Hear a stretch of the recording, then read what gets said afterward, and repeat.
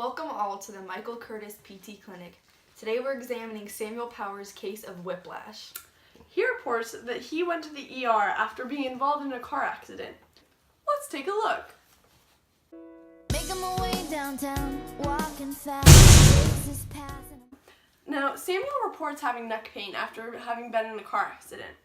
He was hit from behind and he didn't see the other car prior to the accident, so he wasn't able to brace for impact. He stated that he initially felt okay and told the EMTs he didn't need to go to the hospital, but the next morning he began to feel pain and stiffness in the neck. The patient does not report having a headache and he complained of no other symptoms. We determined 6 muscles directly affected by Samuel's accident. These were the trapezius, sternocleidomastoid, levator scapulae, and the 3 scalenus muscles, as well as the suboccipital muscles. Let's get a better understanding of what each of these muscles are and what they do. We're looking at the trapezius. The trapezius is a large triangular muscle that spans over the upper back and shoulders. The origin of the trapezius is the occipital bone down to the vertebral column. The insertion is the scapular spine and clavicle. The function of the trapezius is to extend your head, elevate, depress, and adduct. Now let's take a look at the sternocleidomastoid. This pair of long muscles' function is to flex the cervical vertebrae, the top 7 vertebrae of the spine, in lateral flexion. This is a movement of the head and/or trunk away from the midline. The sternocleidomastoid originates at the manubrium of the sternum and the clavicle, and its insertion is at the temporal bone of the skull.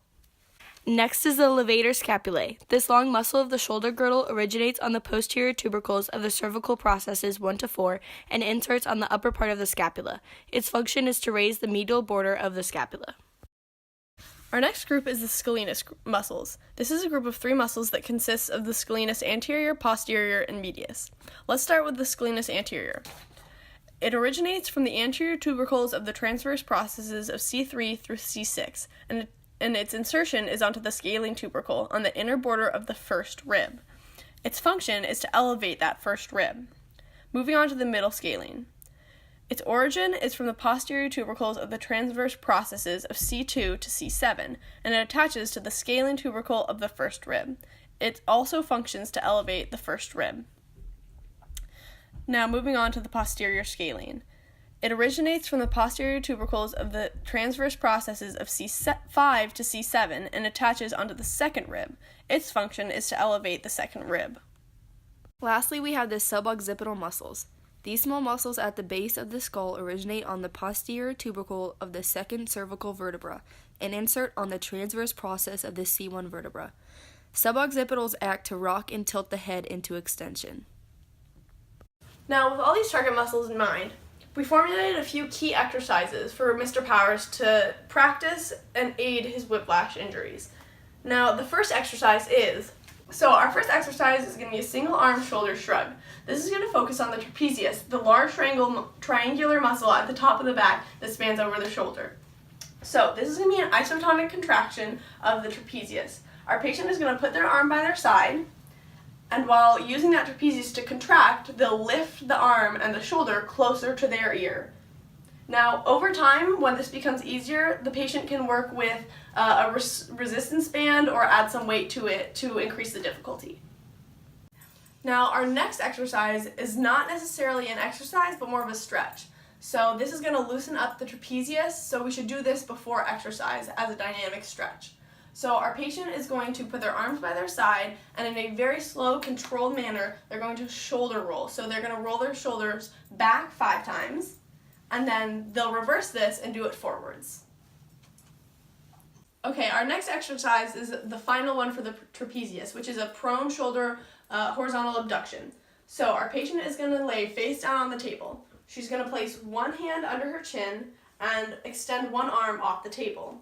She's going to turn her palm so that it is facing her head, and she's going to lift slowly and carefully so that it is at 180 degrees to be even with the shoulder.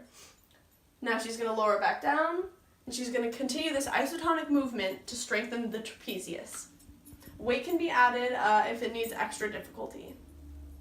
Okay, so our next exercise is going to focus on the sternocleidomastoid as well as our levator scapulae. So we're going to take our patient and have them place their left hand on the opposite side, so their right side of their head. she's going to use her hand and gently tilt her head towards the opposite hip. So in this case, she'll be tilting her head down and towards the left hip. Now, she'll feel this stretch down the side of her neck. This is an isometric exercise.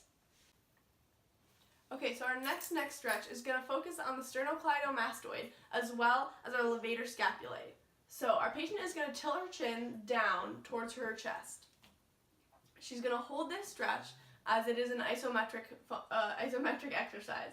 Now, she's going to hold this for 10 seconds and then rotate a bit to her left, pointing her forehead towards her left shoulder, and then hold that for 10 seconds, and then rotate to the right, holding it towards her right shoulder. Our next exercise is a neck retraction. This is going to focus on our trapezius muscles as well as our suboccipital muscles. So our patient is going to take their chin, we're going to pivot around our neck.